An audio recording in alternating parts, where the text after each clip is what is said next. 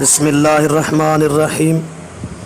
Personal میں ایک سوال پوچھا گیا کہ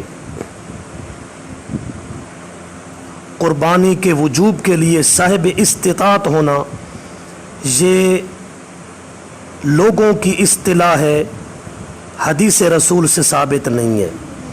یہ دعویٰ بالکل بے بنیاد اور جھوٹ پر مبنی ہے۔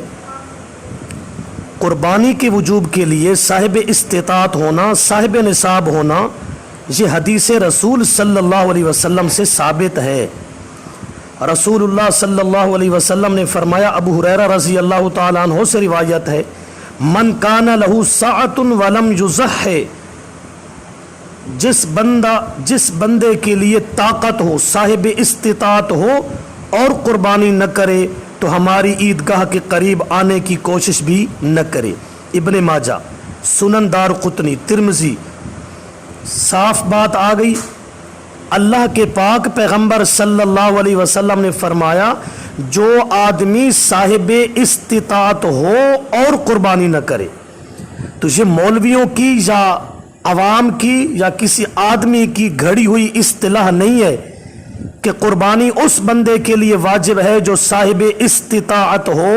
یہ رسول اللہ صلی اللہ تعالی علیہ وسلم کا سچا فرمان ہے۔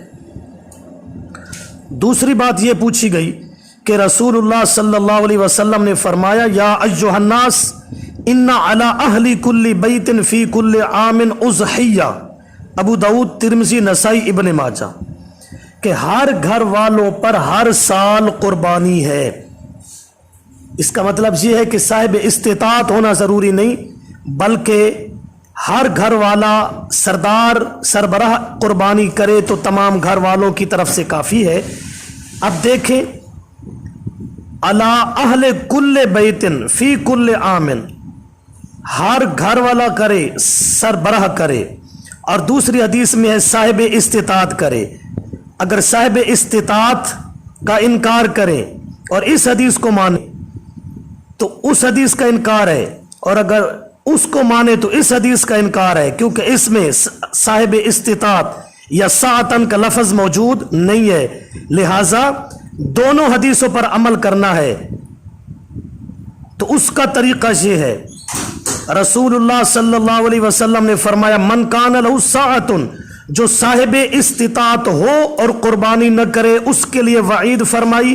اور اس حدیث میں ہے، ہر بیت والا ہر سال قربانی کرے، مراد ہر بیت والا صاحب استطاعت آدمی مراد ہے، مطلق مراد نہیں ہے۔ جو بھی صاحب استطاعت ہے اسے چاہیے ہر سال قربانی کرے۔ یہاں صاحب استطاعت کی قید موجود ہے، کیونکہ دوسری حدیث میں آ چکا، تو دونوں حدیثوں پر عمل کیا۔ قربانی کے وجوب کے لیے صاحب استطاعت ہونا ضروری ہے۔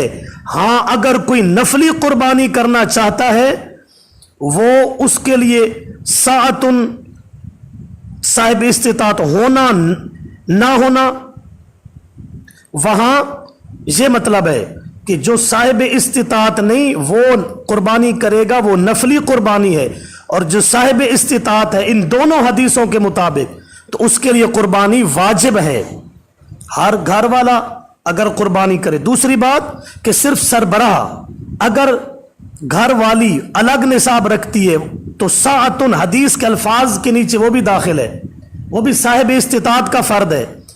اس طرح تو پھر اگر گھر کا سربراہ نماز پڑھے تو کیا باقی گھر والے آزاد ہو جائیں گے؟ اگر گھر کا سربراہ روزہ رکھے باقی آزاد ہو جائیں گے؟ یہ جو قربانی کا فریضہ ہے، اس کا جو وجوب ہے، تو اس ہر صاحب استطاعت سے متعلق ہے کہ جس طرح نماز کے لیے بالغ ہونا شرط ہے، صاحب عقل ہونا شرط ہے، ایماندار ہونا شرط ہے، تو اس پر نماز واجب، اسی طرح جو بھی صاحب استطاعت آدمی ہے اور اس کے اندر وجوب قربانی کی شرائط پائی جاتی ہیں، اس ہر فرد میں قربانی کا وجوب لازم ہو جاتا ہے۔